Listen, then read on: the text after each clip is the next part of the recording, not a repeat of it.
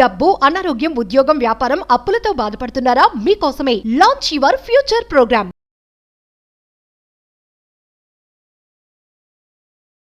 నమస్కారం అండి, డాక్టర్ శ్రీ ఆచార్య అనంతకృష్ణ స్వామి గారు. నమస్కారం. 664వ ఎపిసోడ్.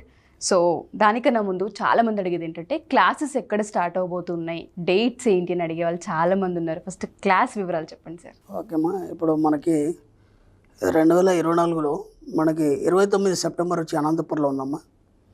అలాగే 6 అక్టోబర్ వచ్చి విజయవాడలో ఉంటుంది, 20 అక్టోబర్ వచ్చి హైదరాబాద్లో ఉంటుంది, 27 అక్టోబర్ వచ్చి మనకి బెంగళూరులో ఉంటుంది. ఓకే.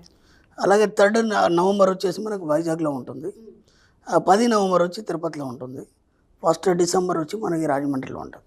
ఈ విధంగా వీలైనంత తొందరగా ఎన్రోల్ చేసుకోండి. క్లాసులు చాలా రష్గా ఉన్నాయి. ఓకే, డెఫినెట్గా సార్. 664వ ఎపిసోడ్లో మీరు ఏదైతే చెప్పారో డబ్బులు ఎప్పుడైతే మనం కావాలి అనుకుంటూ ఉంటామో కోరికని తీవ్రతరం చేయండి, యూనివర్స్కి కనెక్ట్ చేయండి అన్న మాట అందులో చాలా అర్థం ఉంది సార్.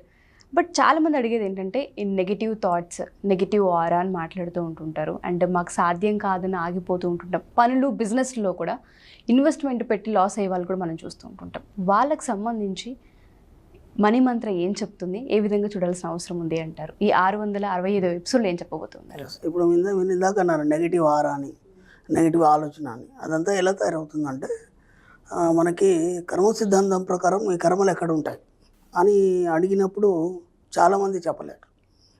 కర్మ సిద్ధాంతం ప్రకారం కర్మలు ఎక్కడ ఉంటాయి అంటే గత జన్మలో ఏదో కర్మలు చేసినావు కదా నువ్వు, ఆ కర్మలన్నీ కూడా ఈ బాడీకి వర్తిస్తాయి కదా. ఎందుకంటే ఆత్మ అనేది నశించదు. భగవద్గీతలో చెప్పాడు, ఆత్మ అనేది నశించదు, శరీరం అదే మాత్రం మారుతుంటుంది.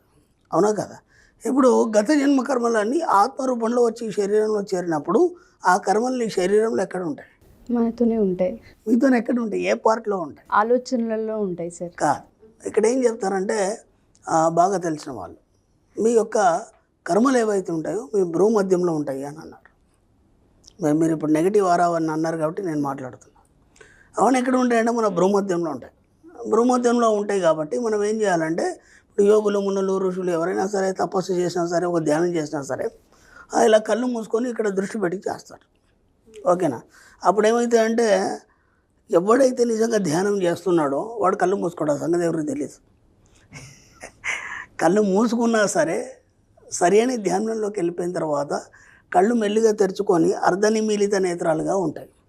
అందుకే శివుడి ఫోటోలో ధ్యానం చేస్తున్నప్పుడు చూస్తే శివుడి కళ్ళు అర్ధనిమీలిత నేత్రాలుగా ఉంటాయి అన్నమాట. అర్థమైందా? ఎందుకంటే నువ్వు ఇక్కడ ఊర్ధ్వముఖంలో ఈ భూమధ్యంలో దృష్టి పెడతావు కాబట్టి మీకు తెలియకుండానే ఆ కళ్ళు తెరుచుకుంటాయి కొంచెం. వాడు సరైన ధ్యానం చేస్తున్నట్టు లెక్క. అర్థమైందా? ఏం ధ్యానం చేస్తున్నాడు అక్కడ? ఇప్పుడు ఒక దేవతకు సంబంధించిన ధ్యానం చేస్తున్నాడు, లేదంటే ఒక పూజకు సంబంధించిన ధ్యానం చేస్తున్నాడు, లేదంటే ఎవరో గురుగారు ఏదో చెప్పాడు దానికోసం ధ్యానం చేస్తున్నాడు. వాటినే పొందుతాడు. ఎందుకు పొందుతాడు? ఏం లేదు, సింపుల్గా మీరు ఏదైతే పదే పదే ఇక్కడ దృష్టి పెట్టి పదే పదే ఊహిస్తున్నారో ఆ రూపాన్ని విశ్వం తయారు చేసి మీ ముందు ఉంచుతుంది. అంతకంటే ఏం లేదు. ఒక అమ్మవారు అనుకోండి, ఒక అయ్యవారు అనుకోండి, లేకపోతే ఇంకేదైనా దేవుడు అనుకోండి, లేదంటే ఒక వ్యక్తి అనుకోండి, ఏదైనా కావచ్చు. ఇక్కడ మీ భ్రూమధ్యంలో దృష్టి పెట్టి మీరు ఎప్పుడైతే పదే పదే పదే ఊహిస్తారో దానికి సంబంధించినటువంటి బీజాక్షరాలు తీసుకొని మంత్రాలు చెప్తారో అప్పుడు ఏమవుతుందంటే దానికి సంబంధించి ఆకారం అనేది తయారవుతుంది. కళ్ళ ముందు కనిపిస్తూ ఉంటుంది. కళ్ళ ముందు కనిపించవచ్చు, లేదంటే మీ ముందర ప్రత్యక్షం కావచ్చు, లేదంటే స్వప్న దర్శనం ఇవ్వచ్చు. అర్థమైందా? ఇప్పుడు ఏమైంది? అక్కడ ఉన్న కర్మలు తొలగిపోయినాయా, అలాగే ఉన్నాయా? తొలగిపోయినట్టే సార్. తొలగిపోలేదు. అక్కడ నువ్వేం చేసుకున్నావంటే సింపుల్గా నీ యొక్క పైనల్ గ్లాండ్ అంటారు దాన్ని. ఈ భ్రూమధ్యంలో ఉన్నది ఏదైతుందో అది మెదడుకి సెంటర్లో సూటిగా, భ్రూమధ్యం సూటిగా దాన్ని పైనల్ గ్లాండ్ అంటారు. మన సబ్జెక్ట్ అంతా దాని మీద నడుస్తుంది. అది ఎన్ని గొప్ప పనులు చేస్తుంది, నీకేమేమి ఇస్తుంది. ఒకసారి గూగుల్కి వెళ్ళి what is the final gland, దాని పని ఏంటి, అది ఏం చేస్తుంది, అవన్నీ మీరు ఒకసారి సెర్చ్ చేయండి. నేను ఊరికే చెప్పడం కాదు, క్లాస్లో వినడం కాదు. మీరు కూడా దాన్ని సెర్చ్ చేసినప్పుడు దాని యొక్క అద్భుతాలు మీకు అర్థమవుతాయి. ఆ అద్భుతాలను మీరు ఆస్వాదించడానికి ముందు సిద్ధంగా ఉండండి. మీ జీవితంలో కూడా అద్భుతాలు జరుగుతాయి. దాన్ని పూర్తిగా మార్చేయండి. దాంట్లో ఉన్నటువంటి ప్రోగ్రామ్ ఏదైతుందో గత జన్మల నుంచి వచ్చిన ప్రోగ్రాము దాన్ని మార్చేయండి. దాన్నే కర్మలు తీసేయడం అంటాం. ఇక్కడ ఏం చేస్తున్నాడు వీడు కావాల్సిన దాన్ని పొందడానికి భ్రూమధ్యంలో దృష్టి పెట్టి వాళ్ళు పదే పదే చెప్పినప్పుడు పైనల్ గ్లాండ్ యాక్టివేట్, అది విశ్వం ద్వారా వీడికి కావాల్సిన కోరికలను తీరుస్తుంది. సింపుల్. అది ఆయన భక్తి రూపంలో చూశాడు, లేదంటే ఇంకేదో రూపంలో చూశాడు, ధ్యాన రూపంలో చూశాడు. మనం ఏం చేస్తామంటే సింపుల్గా అక్కడ గత జన్మలోంచి నువ్వు ఏనాడు కూడా డబ్బును కోరుకోలేదు, గత జన్మలో నువ్వు పేదవాడివి, లేదా నువ్వు అనుకున్నాయని ఏం అనుభవించాలో అవన్నీ అలా మిగిలిపోయినాయి, అవన్నీ ఈ జన్మకు వచ్చినాయి అన్నమాట. ఆత్మ కదా, దాన్నే ఆత్మ అంటాం మనం, దాన్నే పైనల్ గ్లాండ్ అంటాం, దాన్నే దివ్య దృష్టి అంటాం, దాన్నే మూడో కన్ను అంటాం. గత జన్మలో జ్ఞాపకాలన్నీ అది పట్టుకొని ఈ జన్మకు తీసుకొస్తుంది, ఈ జన్మకు తీసుకొచ్చి శరీరాన్ని ఇచ్చింది. కాబట్టి గత జన్మ జ్ఞాపకాలతో నువ్వు జీవించాలి. కాబట్టి ఇప్పటివరకు నీ దగ్గరికి డబ్బు రాలేదు, ఎందుకంటే గత జన్మలు ఎప్పుడు కోరుకోలేదు కదా నువ్వు డబ్బుని, పోనీ ఎవరికి దానం చేయలేదు కదా కనీసం. కాబట్టి నీ దగ్గర డబ్బు ఎట్లా వస్తుంది? మళ్ళీ కష్టపడుతూనే మొదలెట్టాలి. అందుకే మనం ఏం చేసామంటే మన సబ్జెక్ట్లో ఇతరులకు దానం ఇవ్వాలి, ఎంత వీలైతే అంత మనం హెల్ప్ చేయాలి. మనం సేవ రూపంలో చెప్పుకున్నాం 10% తీయాలి, సేవ ఇవ్వాలి అని. నువ్వు ఇస్తే కదా గత జన్మలు నువ్వు ఏమన్నా జమ చేసుకుంటే ఈ జన్మలో నీకు వస్తుంది. గత జన్మలు ఎట్లాగ ఏం చేయలేదు కదా, అందుకే నువ్వు ఎవరికి ఇబ్బందులు పడతావు. కనీసం ఇప్పుడన్నా సత్యం తెలిసింది కదా, ఇవ్వడం మొదలు పెట్టావు, నువ్వు ఎంత ఇస్తే అంత వస్తుంది.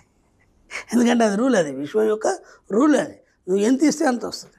ఇప్పుడు ఏం చేస్తాం మనం అంటే మన సబ్ కాన్షియస్ మైండ్లో ఏదైతే పైనల్ గ్లాండ్ ఉందో ఏదైతే భూమధ్యంలో దృష్టి పెట్టేసి మనం జస్ట్ ఏం చేస్తామంటే మనం మెడిటేషన్లో డబ్బు సంపద ఐశ్వర్యం అని చెప్తాం. డబ్బుకు సంబంధించి ఆలోచనని పదే పదే పదే చొప్పించడం వల్ల ఏమవుతుందంటే అక్కడ ఉన్నటువంటి గత జన్మలో జ్ఞాపకాలు నెగిటివ్స్ ఏవైతున్నాయో, నెగిటివ్ ఆరా అన్నారు కదా, అవన్నీ కూడా అక్కడి నుంచి తొలగిపోతాయి. తొలగిపోయి కేవలం పాజిటివ్ మైండ్, అలాగే పాజిటివ్ సంబంధించినటువంటి డబ్బు సంపద ఐశ్వర్యం అంటే పాజిటివ్ కదా, అవన్నీ అక్కడ నిండుతాయి. అలా నిండడం వల్ల ఏమవుతుంది, ఆ పైనల్ గ్లాండ్ దాన్ని స్వీకరించి మీ జీవితంలో డబ్బు సంపద ఐశ్వర్యం ఇవ్వడం జరుగుతుంది. ఇది టెక్నిక్, అంతే, అంతకంటే ఏం లేదు. ఇచ్చిన తర్వాత ఏమవుతుంది, ఆ తర్వాత ఇది అలాగే ఉంటుంది పైనల్ గ్లాండ్, వాటిని స్వీకరించి ఉంటుంది. ఇప్పుడు ఏమవుతుంది, మీ జీవితంలో కోరికలన్నీ తీర్చుకోవడం అనేది జరుగుతుంది మీకు తెలియకుండానే ఆటోమేటిక్గా. మీ జీవితంలో అన్ని కోరికలు తీరిపోయినాక ఇంకేముంటుంది మీకు, ఇంకా వేరే ఆలోచన ఉండదు కదా. ఇప్పుడు మీకు ఆకలేసింది, అన్నం కోసం అటు ఇటు పరిగెడతారు, అమ్మ ఆరా అన్నం పెట్టేస్తారు కడుపు నిండా, ఆ తర్వాత అన్నం గురించి ఆలోచిస్తారా? ఉంచారు. ఈ లేనివాడే లేని దానికోసం ఆలోచిస్తాడు. ఇప్పుడు మనకు డబ్బు లేదు, డబ్బు గురించి ఆలోచించాలి, దాన్ని ఎలా సంపాదించుకోవాలి. జస్ట్ నేను పైనల్ గ్లాండ్లో ప్రోగ్రామ్ని మార్చి మళ్ళీ ఇంకోటి కూడా చెప్తున్నాను, ఎవరో గురుగారు మిమ్మల్ని యాక్టివేట్ చేస్తాడు, వాడేదో చేస్తాడు వీడేదో చేస్తాడని చెప్పేసి అనవసరంగా డబ్బులు పెట్టి మోసపోకండి. ఎవరు ఏది యాక్టివేట్ చేయరో మీ గ్లాండ్స్ అన్నీ నిరంతరం యాక్టివేట్ అయ్యే ఉంటాయి. ఎందుకంటే మీ యొక్క కదలికల వల్ల అవి ఎప్పుడు యాక్టివేట్ అవుతూనే ఉంటాయి.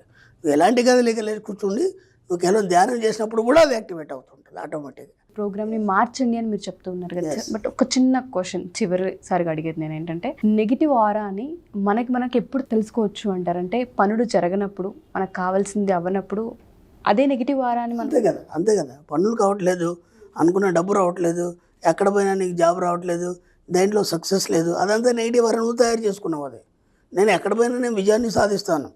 మన సబ్జెక్ట్లో ఏముంటుంది అంటే జయం అపజయం ఉండవు, రెండు ఉన్నాయనుకో, ఒకసారి ఫెయిల్యూర్ అవుతుంది, ఒకసారి సక్సెస్ వస్తుంది.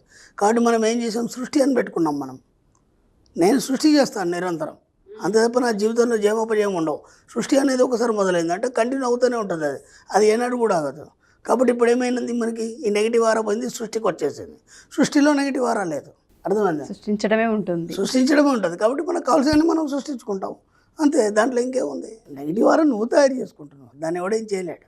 క్లాసెస్ ఎలా ఉంటాయో అర్థమవుతుంది, ఆ ఇన్డెప్త్ ఎలా ఉంటుందో తెలుస్తుంది. క్లాస్ కంప్లీట్ వేరమ్మా, కంప్లీట్. అసలు నిజంగా చెప్తున్నాను, క్లాస్ రావడం అనేది కూడా నీకు యోగం ఉండాలి అని చెప్పాను నేను ఎన్నోసార్లు. ఎందుకు అలా చెప్పాను, ఈయన ఇలా చెప్తాడని చెప్పేసి చాలామంది కూడా అనుకుంటారు, ఈయన ఇలా మాట్లాడతాడేంటి, ఇలా చెప్తాడేంటి. ఎందుకంటే ఈ సబ్జెక్ట్ అంతా కంప్లీట్ డిఫరెంట్. నేను మరీ చెప్తున్నాను, ఈ సబ్జెక్ట్ అంతా కంప్లీట్ డిఫరెంట్. మీరు ఇప్పటిదాకా ఎన్నో క్లాసులు విన్నారు, ఇలాంటి ఎన్నో ఇన్స్టిట్యూట్లో పోయారు, ఎందరో మంది గురువులు కలిశారు, వాళ్ళ యొక్క అనుభవాలు స్వీకరించారు. కానీ ఇక్కడ వచ్చేసరికి కంప్లీట్ డిఫరెంట్. మీరు ఇక్కడికి వచ్చిన తర్వాత అనుకుంటారు కదా ఈ ప్రపంచం వేరు, ఈ ప్రపంచం వేరు, కానీ ఇది సత్యమైన ప్రపంచం. ఎందుకంటే మిమ్మల్ని సత్యం వైపు అడుగులు వేస్తున్నాను, అర్థమైందా. దీంట్లో ఎలాంటి అతిశయోక్తులు లేవు, ఎలాంటి మీకు మూఢనమ్మకాలు చాదస్తాలు లేవు, ఎక్కడ మీకు ఇంకా డబ్బు ఖర్చు పెట్టేయడం కానీ అదని ఇదని చెప్పడం లేదు. మిమ్మల్ని మీరు ఉన్నతులుగా చేసుకోవడం, మీలో ఉన్నటువంటి అనంతమైన శక్తిని మీరు రైట్ చేసుకోండి. అది ఎలా చేసుకోవాలి మీకు తెలియదు కాబట్టి దానికి ఒక సబ్జెక్ట్ వైజ్ ఒక సైన్స్ ఏం చెప్తుంది, ఒక ఆధ్యాత్మికం ఏం చెప్తుంది, మన వాళ్ళు ఏం చెప్పారు, ఇవన్నిటి జోడించి క్రోడీకరించి మనం ఈ సబ్జెక్ట్ని ఇవ్వడం జరుగుతుంది.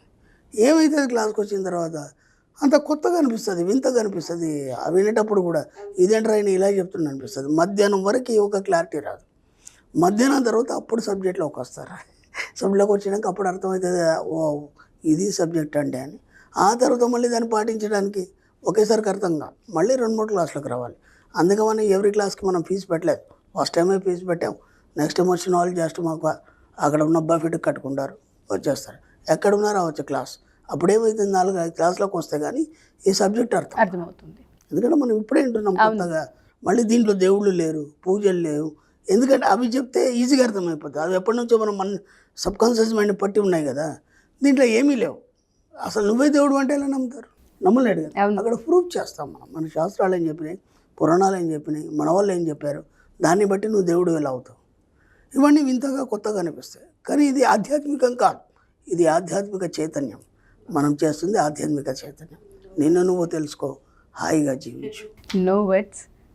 నిజంగానే మీ క్లాసెస్కి జాయిన్ అవ్వాలంటే ఆ యోగ్యం అనేది ఉండాలనేది. యోగం ఉన్నాడు వస్తాడు. ఎందుకంటే అన్నీ అయిపోయింది, ఇక చివరిగా నేను మారాలనుకున్నాడే వస్తాడు. సో ఎవరైతే మా ఈ ఎపిసోడ్ చూస్తూ ఉన్నారో అనంతకృష్ణ స్వామి గారు చెప్పిన ప్రతి మాట కూడా 1-2 సార్లు వినండి వెనక్కి వచ్చి. మరి ఎవరైతే పనులు అవ్వట్లేదో, ఆగిపోతున్నాయో అనుకున్న వాళ్ళందరికీ కూడా ఈ క్లాసెస్ చాలా పెద్ద ఇంపాక్ట్ని, అవేర్నెస్ని క్రియేట్ చేస్తూ ఉంటుంటాయి. సో దయచేసి డబుల్, ట్రిపుల్ రిపీట్ చేయండి. ఈ ఎపిసోడ్ మీనింగ్ ఏంటో మీకు అర్థమవుతూ ఉంటుంది. Thank you Guruji. Thank you so much. Thank you.